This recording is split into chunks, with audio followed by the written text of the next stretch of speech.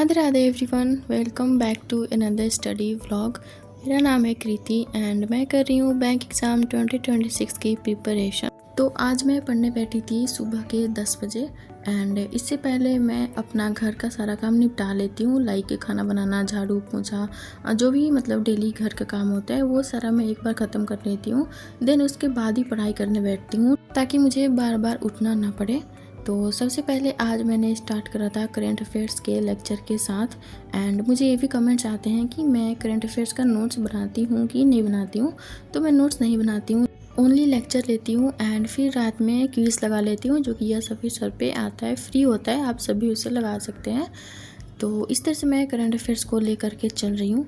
Then current affairs का lecture ख़त्म करने के बाद मैंने स्टार्ट करा था एडिटोरियल का क्लास लेना एंड जो मैंने गाइडली का मॉक लगाया था उसमें मतलब काफ़ी सारे वोकैब के वर्ड थे जो मैच कर रहे थे मैम के लेक्चर से।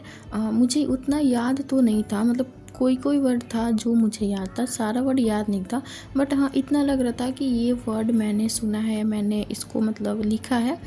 तो काफ़ी सारे वर्ड्स थे जो कि मैच हो रहे थे, तो इसलिए मैं डेली वोकेबलरी करती हूँ एंड रिवीजन भी करती हूँ। बट ऐसा तो है नहीं ना कि अगर आप मतलब डेली 10 वर्ड लिख रहे हो तो आप रिवीजन करोगे तो 10 का 10 याद ही हो जाएगा।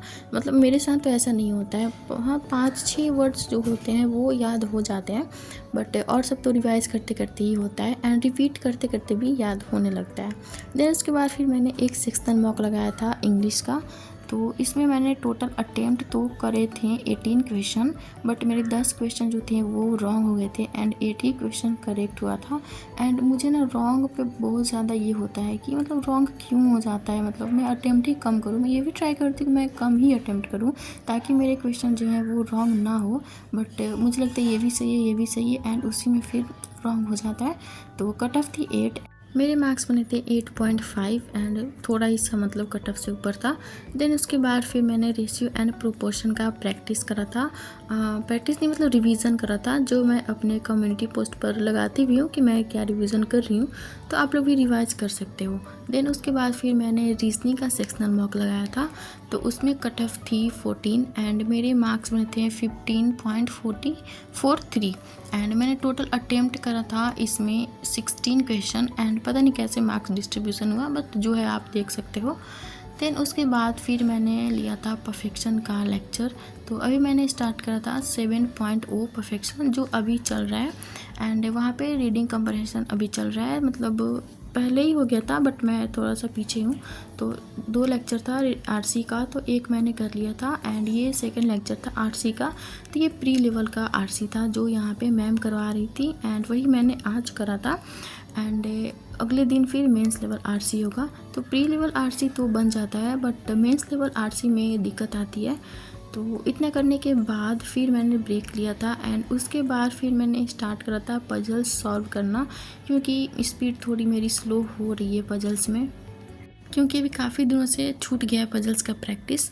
तो इसलिए मैंने अभी फिर से सोचा है कि मैं फिर से डेली पजल्स का प्रैक्टिस करूँगी। यहाँ पे आज मैंने टोटल 7 पजल्स जो है वो सॉल्व करे थे एंड उसके बाद फिर मैंने एक लाइव मॉक लगाया था जो कि टेक्स्ट बुक पर लाइव था एंड ये मॉक नंबर 9 था।